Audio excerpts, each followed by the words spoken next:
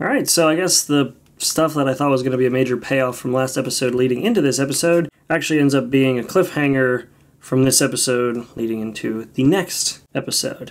What's up, guys? Welcome to another episode of Fairy Tail, the final season. This is episode 45 of the final season. I know everybody complains about me calling it 45 and whatever. I count it season to season, not the whole series. But anyway, episode 45, let's get started.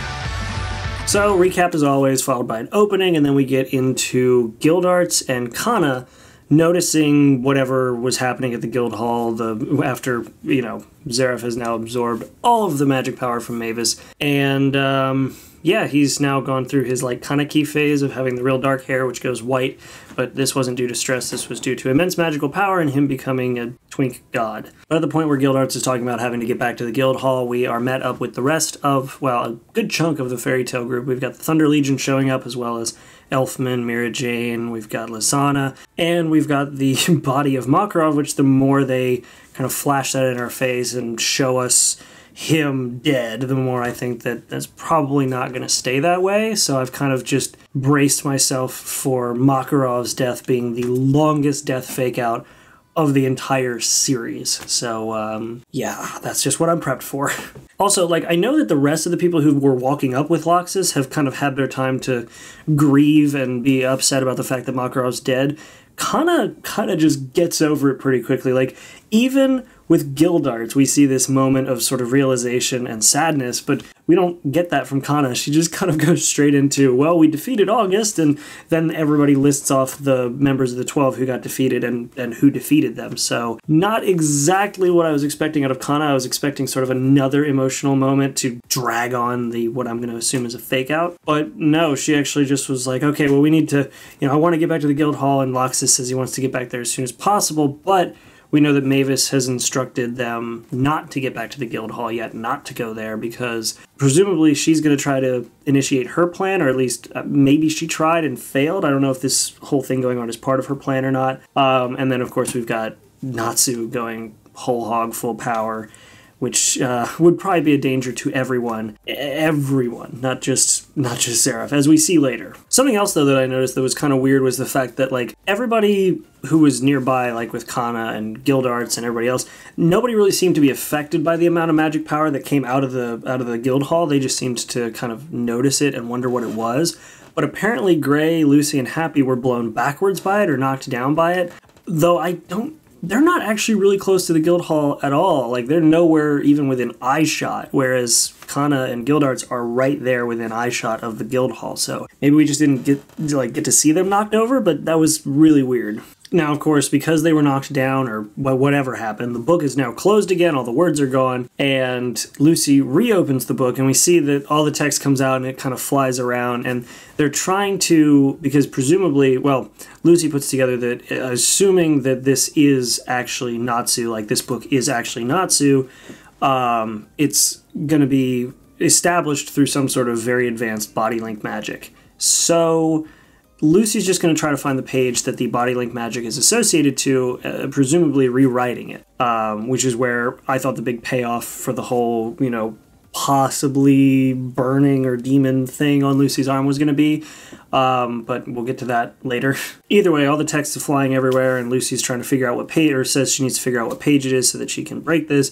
And this transition, though subtle, is actually really cool because it's literally just a shot of the text going straight to Natsu, which is really awesome. So the fact that we have this transition that just straight up says yes, Natsu is this text, and just I like that. It was kind of an artistic move on the director's part, but I actually really like the way they did it. But after that transition, we then get into the fight that is still continuing between Natsu and white hair boy band status Zeref. And Zeref, now that he's got all this power, just kind of has seemed to turn into this I am above all things.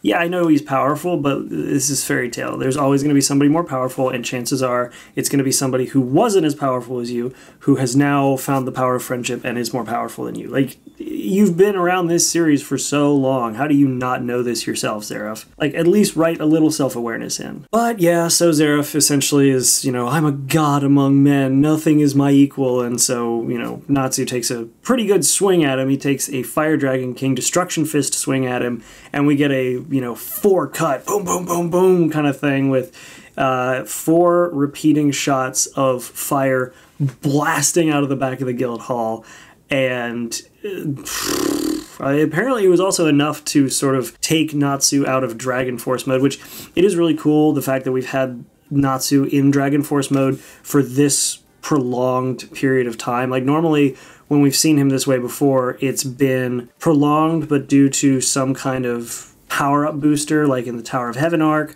or it's been a very short period of time when he was burning his way out of the whatever the Arashion Seis locked him into, and then we had a little bit of it, but not a whole lot. It was basically him just going full power as much as he could during his fight against Margir in the Tartaros arc. So seeing him in full Dragon Force mode with the scales and everything for this long was actually really cool to see. And of course Natsu apologizes after seeing that he's demolished the backside of the guild hall, saying, but at least he took Zeref with him, which clearly he didn't. Obviously he didn't. We know this. We should all know this. It's the way the story's been written. Zeref is the final boss. Maybe Acnologia, but I'm pretty sure Zeref is one of the final bosses who will probably get taken out in a totally BS way that'll piss me off. But that's how it is. That's what's going on. He's the final boss. Get used to it. And as Natsu is apologizing, suddenly we get that weird warp thing, the weird warp effect they put over the screen, and then we also get everything going back into its place where it was, reversing in time, and then Zeref materializing again and saying, clearly you've forgotten that I can't be destroyed, and twink Zeref, right? But then we get one of the most, not brutal in the visual or violence sense, but just brutal in the, dude, damn. So essentially, Zeref rematerializes. Natsu is so weak at this point because he just used so much magic power to take one massive swing at Zeref that didn't work. And Zeref walks up with black magic in his hand and just pokes a hole in Natsu. So now we have perforated Natsu. And yeah, as Natsu's dying, he straight up says, there's no need to apologize to Makarov because he died. So while Natsu is dying, he just straight up goes, by the way, your father figure's dead. On an emotional level, that is harsh. It obviously wasn't brutal in a violent sense, because of course punching a hole in Natsu with magic is about the same as punching a hole through toilet paper with a pen. It's not really violent, they can't show much, so it really doesn't matter. But seeing Natsu in the state of dying, and then Zeref straight up tells him his father figure's dead, maybe you'll see him in the afterlife. That's dark, man. And of course the slow focus change from Natsu's body on the floor to the Fairy Tail Guild mark is yeah, there's some emotion going on here. Nothing so much to really get me overhyped, but there's some emotion. Then we get a mid-episode recap with the Christina, and, Acnologia is still chasing them. We get a lot of the same readbacks from the last episode because, mid-episode recap. But with this, we have Jalal going out to face off against Acnologia, and it's pretty crazy how good, obviously, we know Jalal is pretty powerful. He's obviously not that powerful enough to face off against Acnologia solo, but he does his best, and he pays for it by Acnologia being able to eat up his magic and blast him back, and Acnologia freaking splits the sea with his magic blast. So obviously they know that he wants to destroy all Dragon Slayers, they know that he has just this want for destruction, but we also now know that his want for destruction is just this unable to be quelled. He wants to destroy the whole world. It's pretty nuts. Plus, apart from the third guy in the little group, because Funimation has so many repeating voice actors, it is funny with Blue Pegasus because there are several characters who are voiced by similar characters that I've heard before. Ichi is the same voice actor who does Ainzul Gon in the dub. We've got Deku as one of the other characters in Blue Pegasus. We have, what's his name? He does Oscar in Ruby, like all these different characters, and I love it. Yes, I know Ruby isn't a Funimation thing, but I couldn't remember. It was Blood Blockade Battlefront, but I can't remember the main character's name. Anyway, just seeing them all have their little moment and then immediately getting shut down by Urza, like that brings me back to some earlier seasons when we had this initial introduction with Ichigo when he was much younger, didn't have the stubble, didn't wear the short pants with the leg hair sticking out. Man. Anyway, we're moving on. Now, while this fight between Jalal and Agnologia is going on, we of course have Anna trying to open up the Rift in Time, which she can't do. She's like, I'm calling out to it, it's not responding, and she can't figure out why, because somebody, Zeref, is keeping it closed. And it's only when Zeref is ready to fulfill his plan that we have the Rift in Time reopened. And the Rift in Time that he opens is now attached to the Fairy Tail Guildhall door, which is pretty ironic, actually, as he even says it's ironic. It's kind of poetic in a way, because, like, everything, if Zeref's plan succeeded, everything from this series started and ended at the Fairy Tail Guildhall. And part of me thinking to what they could play into with that into the future of how the main series of Fairy Tail could begin and end at the Fairy Tail Guildhall, like, part of that really stirs up some emotions in me just because I know that Fairy Tail's coming to an end and it's going to be really sad for me and I'm going to get very emotional even if it is a complete show of an end, because like I've been watching this series so long and there's so many little things that just emotionally tie me into it.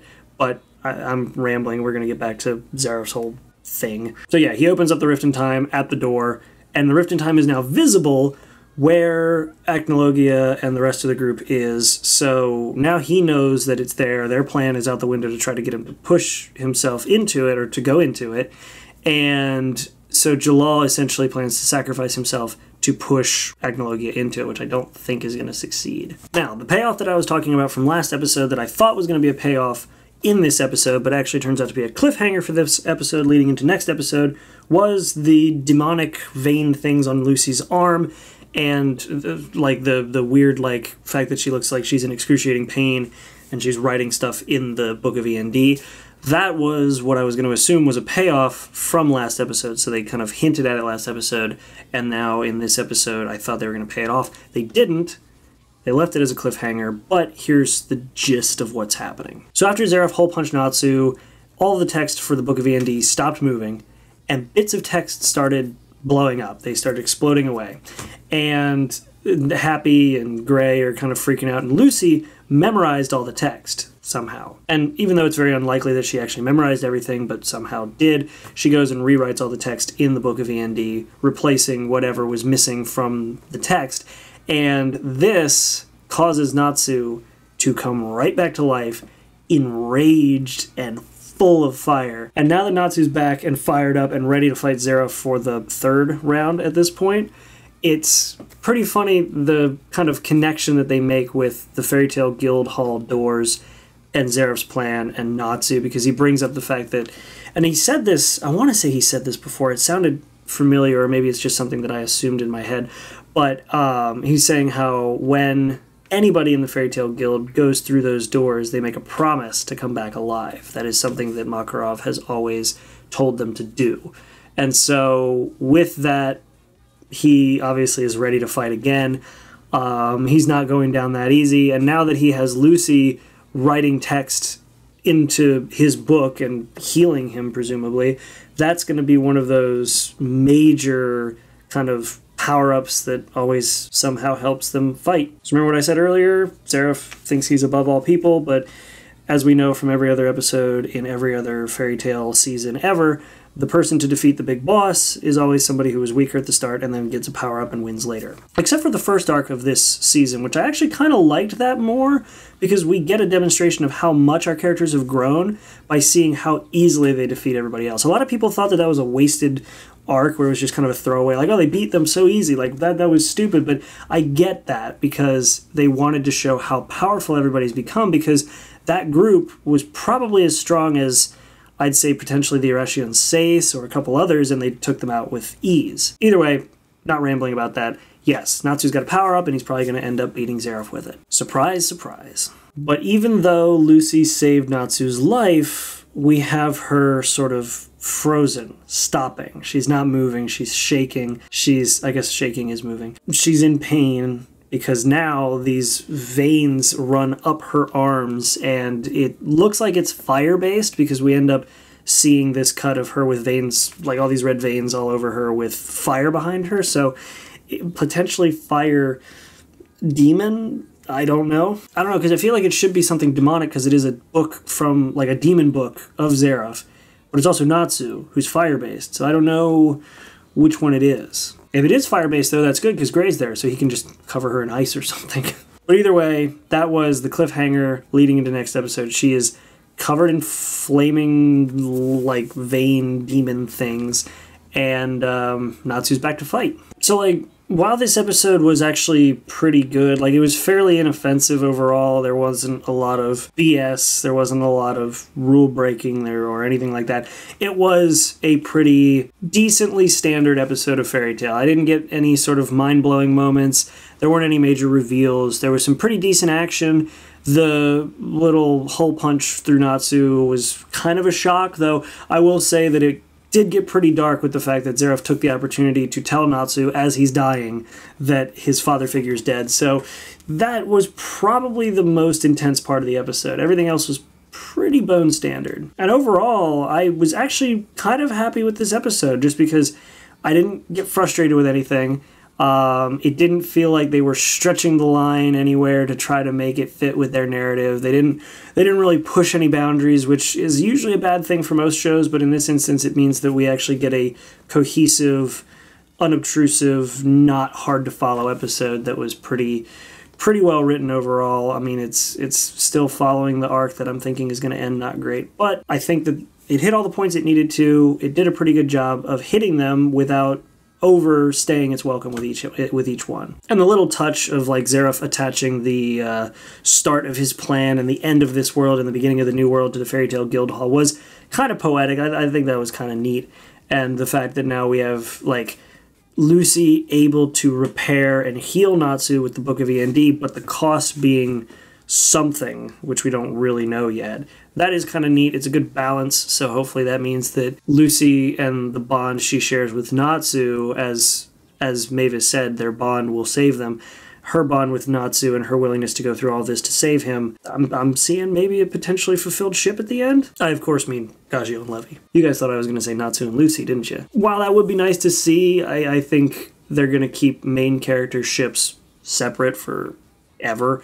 Side character ships might be fulfilled, especially considering what we saw with Levy and Gagio at the beginning of the big battle. So, and actually in the big moment when Gagio almost died. So yeah, overall good episode. Happy with the episode. Hope we get some better stuff later. I want to see more action. Like, oh my gosh, I want to see the good-ish animation that they used with the August and the Gildarts fight. Like, I want to see that. Probably not going to get it, but that's fine. I will take whatever I can get because this season is coming to an end and it's going to make me sad even if it's bad. Either way, guys, thanks for watching. I hope you all enjoyed this. Please make sure to like and subscribe. Check out the links down below if you guys want to check out where you can watch this legally on Funimation. Otherwise, if you guys want to check out, there's another episode of Steins Gate Abridged out. If you guys don't know, I'm actually the voice actor for Okabe in Steins Gate Abridged for Only Smiles. I'll leave a link down below to that, and yeah, I'll even put in the little end button, I'll put the first 4 episodes in for their playlist, and if you guys want to check that out, you can go ahead and do that. Otherwise, guys, like I said before, thanks for watching. That's about it. I'll see you guys in the next episode. Make sure to be there and have a good one. A lab coat is more like home than anything else. Oh my god! Do not move a muscle! Do you feel this? The surge of science running through us! Yes, that's called your pulse. No, not something as subliminal as blood flow. The knowledge of science! Daru, take a picture of us! We are scientists of science! Science incarnate! Correct. So maybe drop the time travel idea since I know science. Do not...